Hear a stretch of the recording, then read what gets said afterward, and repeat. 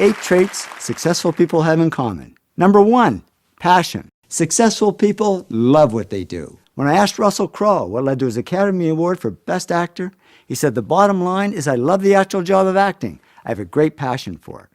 Successful people in all fields love what they do, whether it's astrophysicist Jamie Matthews, author J.K. Rowling, or athlete Michael Phelps. And not just big names. Margaret McMillan, a history professor, says, I spent my life doing what I love. Carlos, a bus driver I sit with at Starbucks, says, I love what I do. I've only missed 3 days in 4 years. And believe it or not, even successful dentists love what they do. Izzy Novak says, I love dentistry. I can't imagine being anything else. But what about business? Many of you are in business, and we tend to think that business is more about cold numbers than hot passion, more about logic than love. So what surprised me was how often successful business people actually use the words passion or love when they talk about their work. When Jack Welch was CEO of General Electric, he was asked if he liked his job.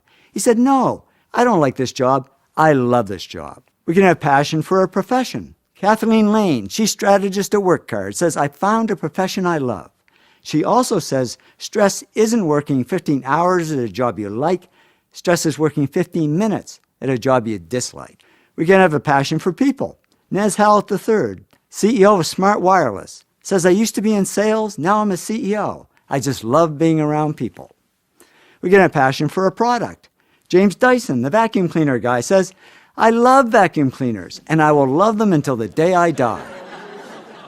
Yep, when he dies, they're just going to cremate him and then suck up those ashes with a Dyson vacuum and place it on the shelf. We can have passion for a particular field.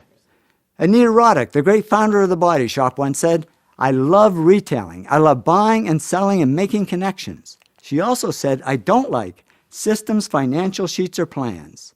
Yes, no matter how much we love what we do, there's always going to be stuff we don't love. The trick is to make sure the stuff you don't love only takes up 20% of your time, and the stuff you do love takes up 80%. If it's the other way around, we're in the wrong job. Passion is sometimes mistaken for ambition. People call Donald Trump ambitious, but he says, I'm not ambitious. I just love what I do. And if you love what you do a lot of stuff. And then people say, oh, you're ambitious. The cool thing about passion is it turns underachievers into superachievers. I have a long list of famous underachievers, like Albert Einstein, who people said would go nowhere when they were young. For instance, who said this? Besides me. I was sitting in my room being a depressed guy, trying to figure out what I was doing with my life. Turns out it was Bill Gates. Bill was such an underachiever, his parents actually sent him to counseling. Yeah, I can just hear the neighbors back then saying, geez, that Gates kid, what a loser. He's never going to go anywhere. And he didn't, until he discovered his passion for software. The big problem is finding your passion. Sure, there's a kid that knows they want to be an accountant or an architect or an astronaut from the time they're 10, but I found a much bigger group of successful people who, when they were young and even when they're older, didn't have a clue what their passion was, and it took them a long time to find it, or to fall into it. Don Lepore, Chief Information Officer at Charles Schwab, said to me, I fell into what I do, and I didn't know I loved it until I fell into it. And I hear that a lot. So how do people find their passion? Well, they just get out there and try a lot of stuff and explore many paths. Robert Munch explored many paths. He said to me, I studied to be a priest. That turned out to be a disaster. I tried working on a farm. They didn't like me.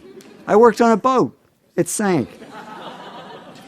I tried a lot of things that didn't work, but I kept trying, and then I tried something that did work. And I'd say it worked. As a children's author, he sold over 40 million books.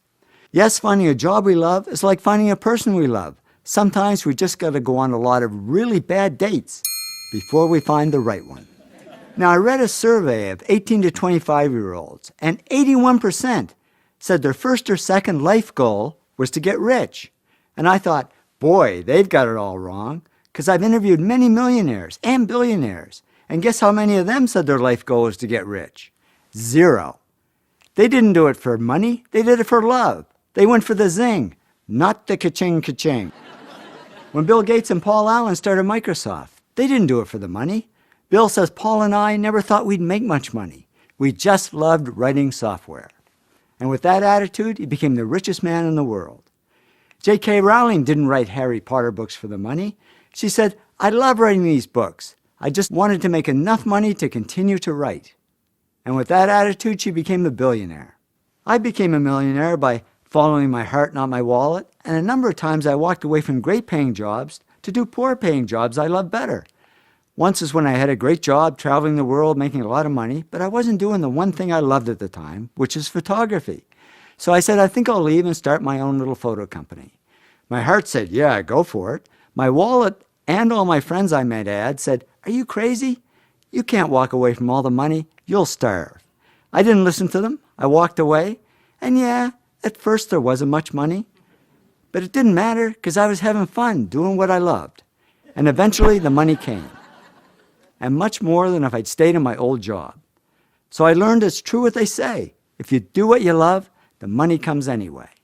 So I'd say if you really want to get rich, put money at the bottom of your goals list and passion at the top. And why does it work that way? Because if you love what you do, you'll automatically do the other 7 things that lead to success and wealth. You will work hard. You will push yourself. You will persist. And what if you're in a job you don't love? Well, just follow your passion on the side. Remember, Albert Einstein was a patent clerk. That was his job, but his passion was physics. And he wrote 4 of his most important papers in his spare time as a hobby and became one of the world's greatest scientists. So it's amazing what you can do if you love what you do.